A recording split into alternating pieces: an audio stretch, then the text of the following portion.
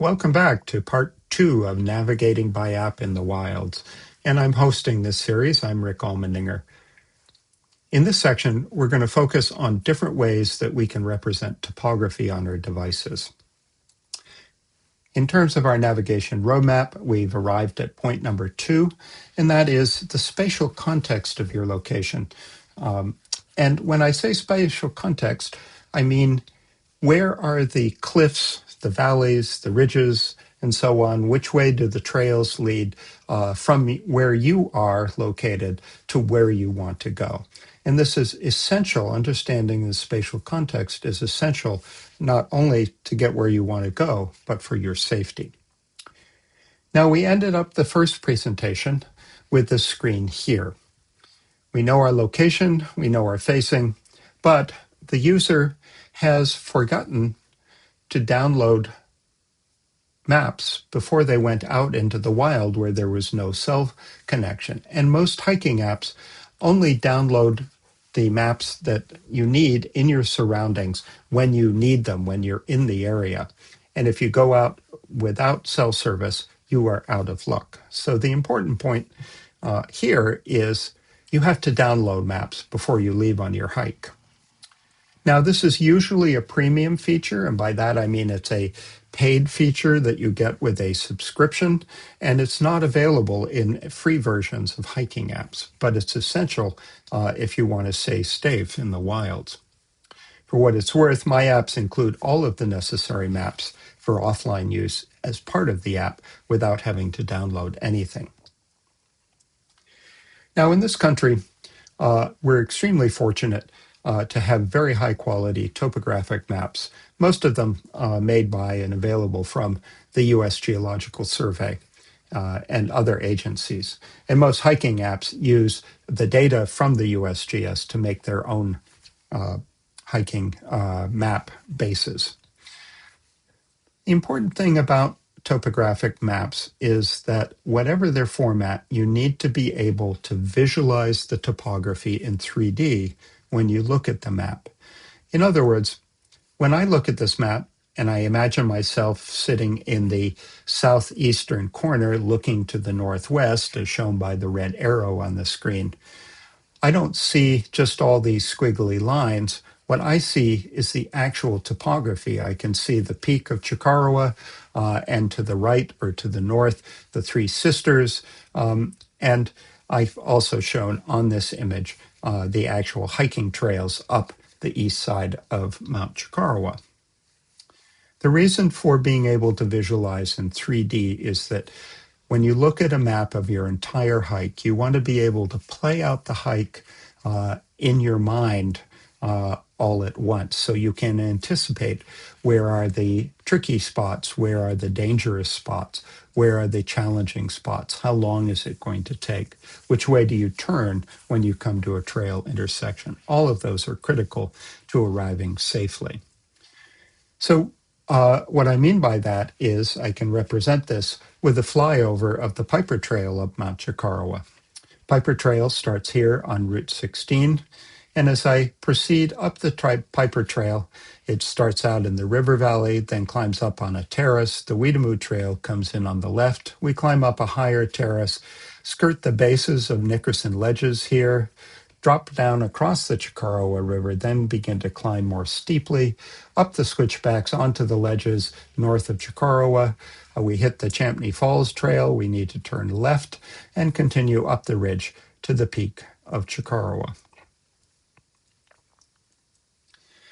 Now, for centuries, humans have used contour maps to represent 3D topography on two-dimensional sheets of paper and more recently computer screens.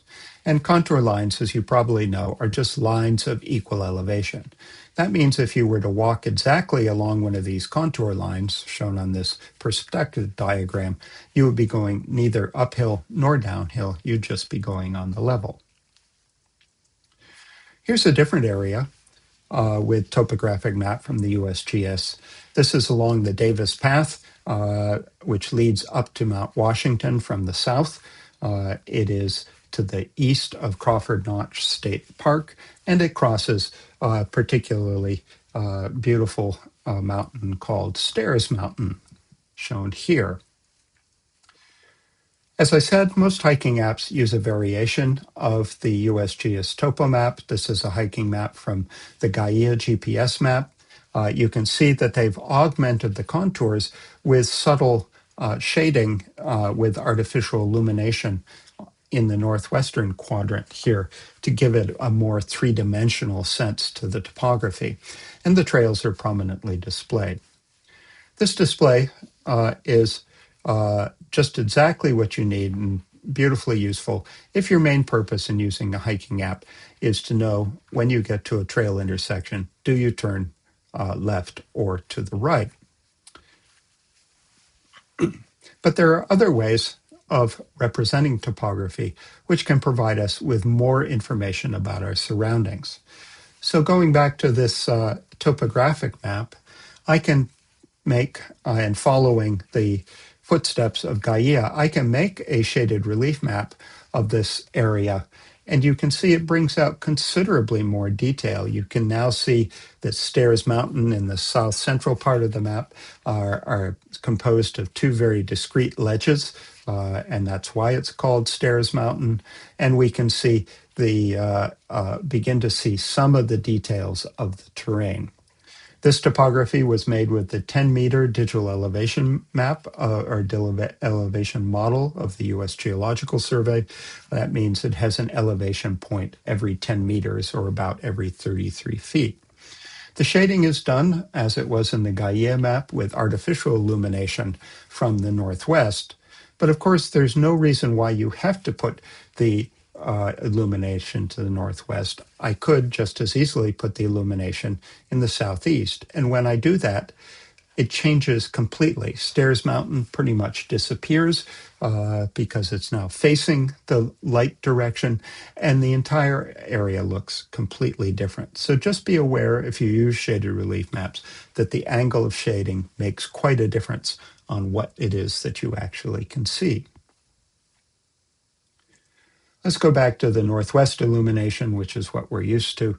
But now let's use a more detailed topographic model. This is the 1 meter LiDAR DEM of the area. And at this zoom resolution, it doesn't look any different than the previous DEM did.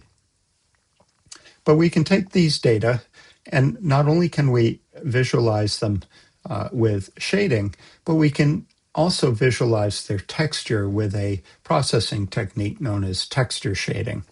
And this is that image, same image using the one LiDAR DEM. And you can see now extraordinary levels of detail where the fractures, you can see exactly where the ledges are, the smooth areas which are soil covered, landslides, river valleys, old river courses all show up beautifully in these data. And if we zoom in to here, we see the extraordinary resolution of LiDAR such that individual boulders which have fallen off the ledges of Stairs Mountain are visible in the image. And we can actually see the trace of the Davis path itself without any artificial drawing on top of the image or anything. And that's because the Davis path is over 100 years old. And in that time, enough people have walked up or down the Davis path to actually wear a small depression in the path, which can be imaged by the LiDAR imagery. So the things about paper map are the following. Most paper maps cannot easily show you the rich detail, which I've just shown you on the screen. More importantly, they have a single immutable scale that you can't zoom in or zoom out on a paper map and see more detail of where you are. And what this means is that when you're covering long distances or large areas, that requires either using a regional map with less detail or carrying a whole bunch of paper maps, which pretty quickly become unwieldy and not to mention very heavy. In other words, paper maps have a trade-off of scale for resolution. There is one area in which paper maps are unparalleled, and that is providing an overview of an entire hike. And to approach that functionality digitally, you need to preview your hike on a tablet or a computer monitor rather than just on your phone. But digital maps have solved this issue of trade-off of scale for resolution with a technology known as tiled maps. And here's how tiled maps work. At a zoom level of, say, 1x, our map might look like this little square here, and this happens to be the northern part of Lake Winnipesaukee, and so on. At a zoom level of 2x, the same area of the Earth is now covered by not one tile, but 4 tiles. And so each tile has more resolution. And at a zoom level of 3x, we now have 16 tiles which are covering exactly the same area. And so each individual tile can have quite a bit more resolution. And this forms sort of a tile pyramid, if you will, in which each of the tiles, regardless of the level, is 256 by 256, or sometimes 512 by 512 pixels.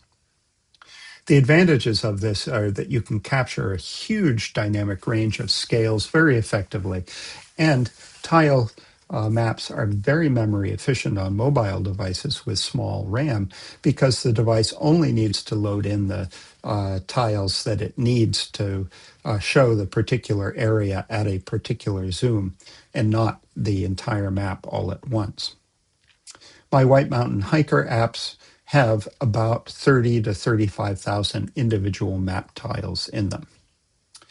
Here's how the map tiles work, going back to Mount Chicorowa. This is an image at zoom level 14 of Mount Chicorowa.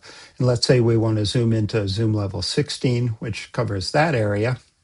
The tile maps aren't just a blow up of the fuzzy topography, although in some cases, in some commercial hiking apps, they are, but we can actually render the topography at higher resolution using the LiDAR imagery, and therefore we see more overall detail in this image than in that image.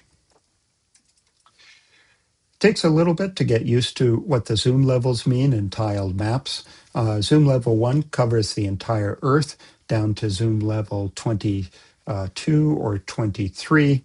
And here's the table which translates the zoom levels. For those of you who are used to 1 to 24,000 7.5-minute quadrangles from the U.S. Geological Survey, the equivalent zoom level for a digital device which has a 300 dpi screen is about zoom level 16, which gives us a resolution of about 2.4 meters per pixel and a scale of about 1 to 22,000. All right, that is it for part 2 of our talk. And in the next section, next presentation, we'll be talking about trails and trail difficulty in part 3.